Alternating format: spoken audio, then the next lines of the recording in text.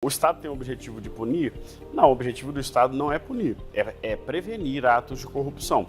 Mas ele vai punir até que a mudança de cultura realmente aconteça e que as empresas que não abrem mão de agir de forma corrupta sejam substituídas no mercado por empresas que têm um programa de integridade, né, que têm valores, né, como ética, como transparência.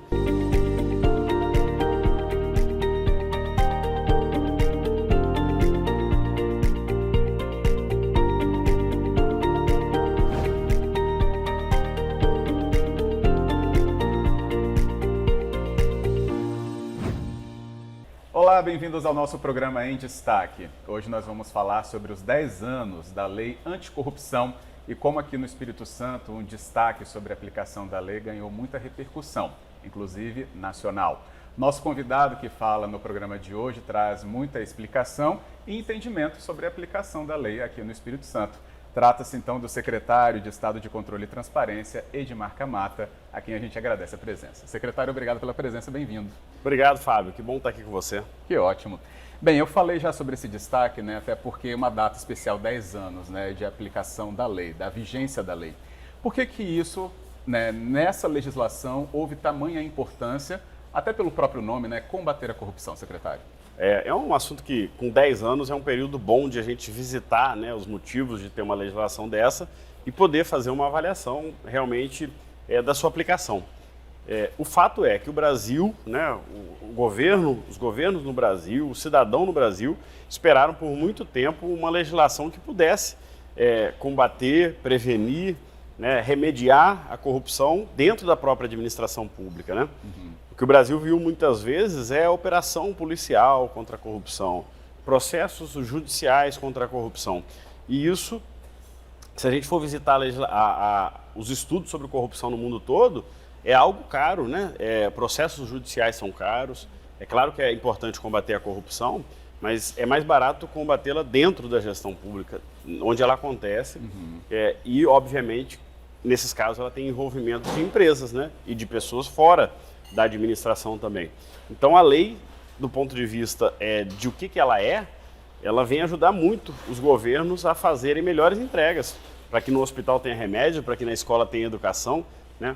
Para que o transporte tenha ônibus que funcionem de verdade. Sim. Porque nesses processos todos a chance de ter corrupção é muito grande. São grandes recursos, né? Às vezes pouca gente vigiando o dinheiro, e legislações que historicamente eram muito fracas.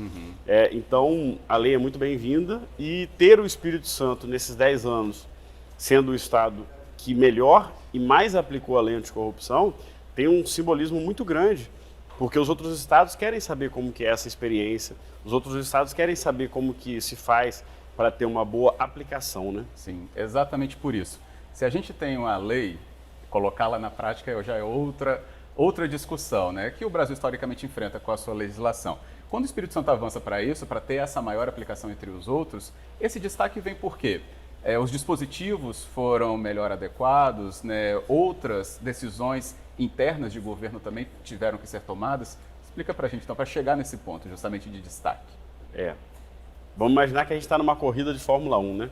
Quem sai melhor pode ter mais chance de continuar na frente, né? Sim. Em 2014, né, o governador Renato Casagrande, ele regulamentou a lei, ele foi um dos primeiros estados a regulamentar, né? O que significa regulamentar a lei? É criar um ambiente para ela ser aplicada de verdade, né? Em seguida, o Espírito Santo teve a criação de uma estrutura própria para a aplicação da lei anticorrupção, e à medida em que esses trabalhos foram começando, o Espírito Santo foi, por exemplo, o primeiro estado a punir uma empresa por corrupção, né? Então, o Espírito Santo deu vários primeiros passos no país. Mais recentemente, agora, já nessa gestão, nós passamos a coordenar uma Câmara Técnica Nacional de discussão da lei anticorrupção, já contando essa experiência, já difundindo esse conhecimento com outros estados, com outros municípios, né? E veio a ideia de fazer um diagnóstico, né? Essa ideia foi lá no Conselho Nacional de Controle Interno, que, dentre outras coisas, procurou saber quem são os estados que estão melhor desenvolvidos nesse tema, né, e como eles estão aplicando a lei, qual o diferencial, né? Então foi aí que o Espírito Santo, há cerca de uma semana, foi condecorado aí com esse reconhecimento. de ser o estado que, nos 10 anos da lei anticorrupção, mais puniu empresas, né, e mais fez com que, isso no mundo jurídico, isso se chama enforcement, que é a aplicação da lei de verdade, né, que é o que todo mundo quer na hora que vê uma legislação boa, né, com capacidade de mudar cenários. Né. Então, isso é importante por quê? Porque é a primeira legislação que permite ao próprio gestor público, e obriga ele, inclusive, né, a punir empresas por corrupção e traz instrumentos para isso. Por exemplo, a multa é de até 20% do faturamento bruto anual da empresa. Nossa. É uma multa alta, considerável, né? Sim.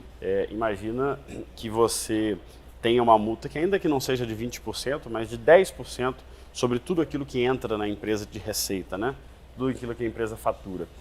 E um outro ponto muito importante, que é a novidade assim, na lei, quando ela trouxe há 10 anos, é a responsabilidade objetiva. Imagina que você tem um ato de corrupção, que um funcionário da empresa pagou propina ou cometeu um ato, né, ímprobo, aí, corrupto, não cabe avaliação se a empresa teve culpa ou não, culpa em sentido estrito.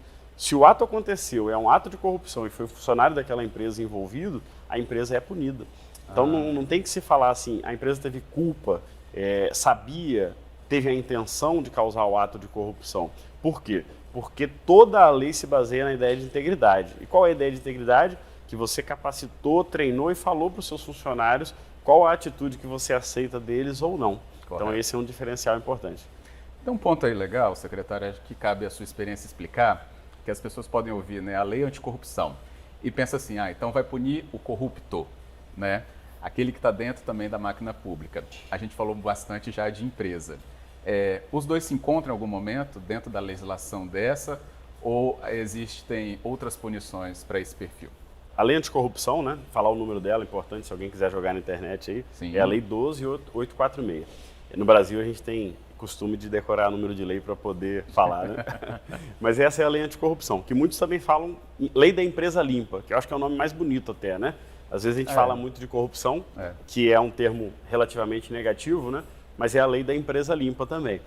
E aí, qual é a ideia? Você falou do encontro, né? Porque, beleza, vai multar a empresa, mas e o servidor público, né? Na verdade, a legislação que pune o servidor público, ela já existia há muito tempo, né? O que não existia era uma legislação que punisse a corrupção empresarial propriamente dita. Então, elas se encontram? Elas se encontram. Normalmente, inclusive, as áreas que aplicam as duas penalidades são as mesmas, mas essa é uma opção, né, da administração pública. Agora, essa lei ela promove mais encontros do que isso, inclusive. Ela promove o encontro da integridade pública com a privada, né? Por quê? Porque se na iniciativa privada, uma ferramenta importante, por exemplo, são os programas de integridade, no poder público, eles também se fazem necessários, então, né? E foi aí que o governador Renato Casagrande encaminhou para a Assembleia Legislativa em 2019, né? Ou seja, há 4 anos, uma lei obrigando o próprio poder público a ter programas de integridade, né? Então, por exemplo, agora eu estou acabando de sair da Polícia Civil, que é um órgão policial, e está criando o seu programa de integridade. Então, a administração pública passa a ser obrigada a trabalhar a sua integridade nos mesmos moldes da iniciativa privada. Que bom. A gente pode dizer que está modernizando também, então, por dentro, né, a gestão pública? A lei levou a essa modernização? Eu acho que sim, acho que é uma tendência do mundo, né? Desse mundo que a gente vive tecnológico, integrado. Antigamente, eu até estava falando isso num evento em São Paulo, a gente teve aí a oportunidade de apresentar esse case do Espírito Santo nos maiores eventos dos 10 anos da lei anticorrupção, né? É o Compliance Across, que é o maior evento da América Latina, e o evento promovido pelo INSPER e pela Transparência Internacional. E eu estava falando isso lá. Por quê? Porque à medida em que a gente começa a falar a mesma língua nas empresas, nas instituições privadas, no terceiro setor, nos órgãos de fiscalização, a integridade passa a ser uma só, né? Antigamente, os eventos sobre integridade tinham o evento das empresas e tinha o evento do poder público. Eram coisas muito diferentes, né? E hoje, por exemplo, nesse evento que a gente foi, a discussão era a mesma. Os produtos que são vendidos lá como serviços para o ramo da integridade são os mesmos produtos para a área pública e para a área privada. E isso é muito importante que aconteça, porque o mundo corporativo hoje ele fala de sustentabilidade com muita facilidade, por exemplo, né? Sim. E esse era um tema quase público apenas há muito tempo, né? Era a legislação ambiental, a cobrança do poder público, e hoje a gente tem o termo ISD, né? Que é a responsabilidade social, ambiental e governança, que ele é único praticamente e surgiu aonde? Surgiu no mundo privado, não surgiu no mundo público. Para ter entendimento é, portanto, aqui conhecer cada vez mais, né? E por isso nosso convidado faz tanto esse papel de trazer as palavras, né, para essa compreensão da gente, até por trazer também experiências que viveu em eventos fora do Espírito Santo, secretária Edmar Camata, então, nesse nosso Em Destaque. Só peço para que o senhor aguarde o nosso intervalo. Na sequência, a gente continua falando muito mais com você também.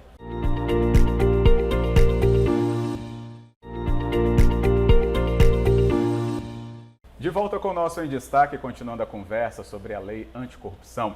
Falando aqui justamente com a presença do nosso convidado, secretário de Controle e Transparência do Espírito Santo, Edmar Camata.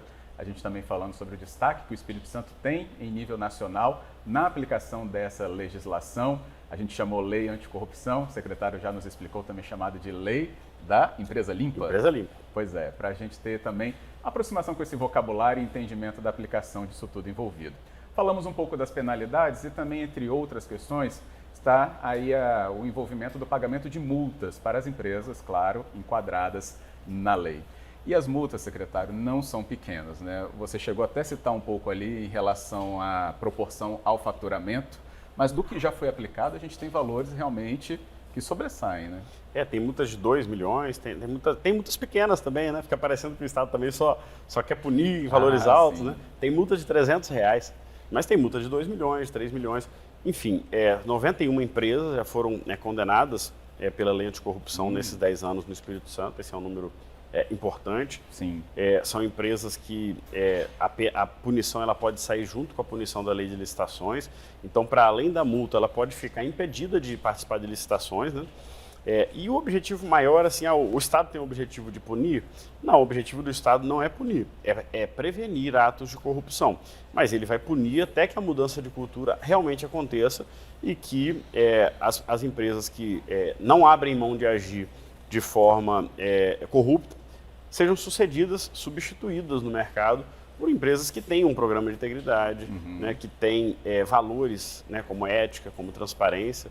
Né, são valores que o Estado preza, né? O Espírito Santo também, para além dessa questão da aplicação da lei anticorrupção, é o Estado mais transparente do Brasil em todas as avaliações que existem, né? Exato. Então, assim, são valores que o Estado preza e é muito comum, então, que ele possa cobrar do empresário, até porque eu falo assim, por isso que eu falo que o termo lei anticorrupção talvez não seja o que melhor se encaixe, porque 99, alguma coisa por cento das empresas agem com o poder público de forma correta, né? Mas e aquelas que não agem? Então, aquelas que não agem têm que ser realmente punidas, né? Até pelo diferencial do Espírito Santo aplicá-la, né, e foi o primeiro a aplicá-la também, secretário Camata, tem um ponto que me vem assim como curiosidade, porque a gente está no estado que está atraindo muitos investimentos. Quando a gente fala atrair investimentos, né, significa então grupos privados vindos de fora. Isso também desperta a atenção desses grupos privados, desse investimento privado, para um estado que aplica esse tipo de legislação, ao contrário de outros que a gente vê que não estão na mesma sintonia de ter essa legislação atuante? Eu acho que chama a atenção de quem está aqui, chama a atenção de quem está fora, quer se instalar, né? Porque a declaração de como o Estado vai se comportar com a corrupção, ela é muito importante para o capital hoje, que gira o mundo, que roda o mundo de forma muito fácil e quer correr menos risco. A verdade é essa, né? Sim. Então, quando a gente falou, por exemplo, aqui do termo ISD, da sustentabilidade, por exemplo, existem pesquisas que mostram cabalmente que o grande empreendedor, tem pesquisas que mostram que 73% do capital que roda o mundo, ele só vai investir em locais, em empresas que tenham declarações de compromissos sustentáveis, de boa governança, aí entra a questão da integridade, e socialmente responsáveis, né? Então a gente está falando que quem estiver fora dessa corrida, quem não entregar o que esse capital quer, vai estar fora dos grandes investimentos, né? E a gente não pode esquecer o passado do Espírito Santo. O Espírito Santo é o estado em que uma multinacional, há pouco mais de 20 anos, que era a Xerox, né? Ela saiu do estado por conta de ser vítima de atos de corrupção. E isso é algo que, se você diminui, se você reduz essa luta contra a corrupção, a qualquer momento essas coisas podem voltar, né? Exato. Então é importante que o Estado faça essa declaração, né? Lidere sim no país esse cenário, né? Nesse evento que a gente estava, por exemplo, a cônsul da Noruega veio nos cumprimentar pelo fundo soberano que o Estado tem, né? E ela falou assim, nossa, a Noruega tem fundo soberano, mas eu nunca imaginei que um Estado brasileiro podia ter, né? E o governador respondeu para ela, falou assim, a inspiração foram realmente vocês, né? Por quê? Porque é um Estado, é um país nórdico que tem um nível de corrupção baixo e que, por exemplo, conseguiu sair da dependência dos recursos de royalties do petróleo, exatamente como o Espírito Santo está fazendo, sabendo que essa é uma riqueza que vai ter fim, que daqui a pouco não vai ter mais recolhimento de royalties pelo Estado, e buscando novas formas de investir isso em infraestrutura. Exatamente. Tem um ponto legal também, secretário, que é a estrutura que você tem. Porque a secretaria tem um nome muito legal, né? Controle e Transparência. Mas quais são as equipes que você mantém na secretaria? Como ela atua, acredito que em diálogo com outras? Porque entender esse trabalho, né, acaba também levando entendimento a essa vigilância em relação ao dinheiro público, né? Como é que é a estrutura da Secretaria de Controle e Transparência? Eu sempre falo que ter boa vontade é mais importante, às vezes, do que ter estrutura, né? O Espírito Santo, ele chegou onde ele chegou, e eu falo, às vezes, para os colegas, né, que ocupam também as funções em outros estados, a mesma função, que a nossa área que aplica a lei anticorrupção, ela tem 12 pessoas. E eles falam assim, mas como que vocês fazem isso tudo, né, com 12 pessoas? Porque eu acho que a boa vontade e a disposição de aplicar a lei é muito mais importante, né? Mas um diferencial que o Espírito Santo tem é que ele tem um fundo de combate à corrupção. Então, todas essas multas, elas retornam. Quando você aplica uma multa, por exemplo, como essa de 2 milhões numa empresa, ela retorna para ser utilizada no combate à corrupção, na transparência e na integridade. E de que forma, né? Com capacitação para a área de auditoria, que faz a aplicação dessas multas, né? Com cursos, com tecnologia, né? O Espírito Santo é um estado que faz busca ativa para saber se as empresas que estão participando de um pregão eletrônico, que é a compra eletrônica, se, por exemplo, elas estão no mesmo computador do outro lado, simulando uma disputa, né? Sim.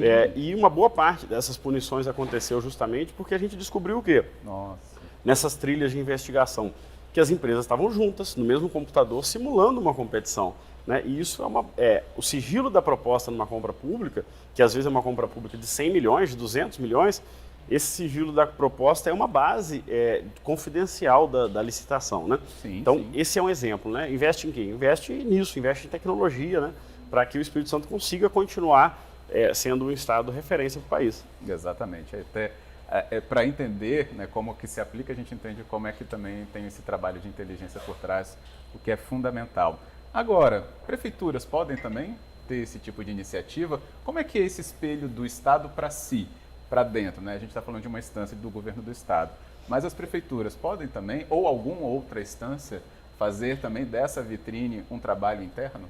A lei anticorrupção, ela vale para todos os entes, nacionais e subnacionais, né? Então, estados e municípios, ela também vale. Só que tentar ilustrar um pouquinho para quem está assistindo, né? Leis mais simples, como, por exemplo, o Código Penal fala assim, matar alguém é crime. Você não precisa regulamentar, porque todo mundo sabe o que é matar alguém, né? A lei anticorrupção é uma lei complexa, grande, né?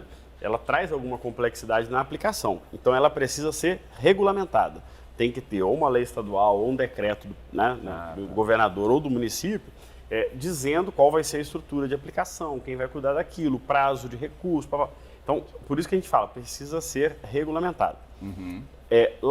Hoje eu estou na vice-presidência do Conselho Nacional de Controle Interno, que é um colegiado que acompanha nos estados e nos municípios essas estruturas.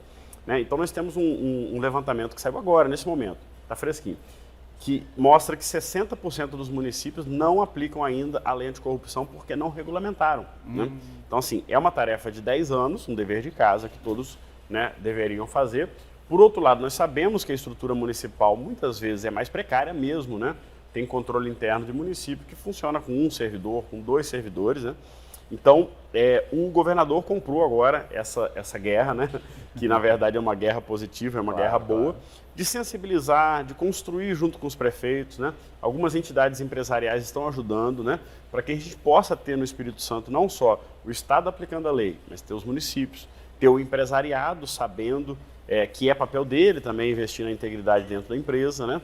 Para que a gente possa ter O que o mundo mais evoluído no combate à corrupção entende como ambiente de integridade, ou sistemas de integridade, em que a empresa fala a mesma língua do governo, o governo fala a mesma língua da sociedade civil, e com isso se constrói, né, um cenário melhor. Exatamente. Evoluir cada vez mais, né? E claro, com o cuidado do dinheiro público que sai, né, inclusive aí de contribuições, né, de impostos que a sociedade aí tem recolhidos através dos sistemas públicos tributários. Secretário, queria agradecer, parabéns inclusive por representar o Espírito Santo, né, num destaque como esse, mas também por nos explicar e nos aproximar do que é e como é aplicada a lei anticorrupção aqui. Muito obrigado. Obrigado a você, Fábio. É isso. Nosso Em Destaque, né, traz essa aproximação para você ter entendimento. E por vezes, por exemplo, cobrar das cidades que ainda 10 anos depois tem que regulamentar um primeiro passo, mas se ele não for dado, a gente não consegue avançar. Ficamos por aqui, até o próximo programa, e também agradecendo ao Hotel Senac Ilha do Boi por receber o Em Destaque para essa conversa. Até a próxima.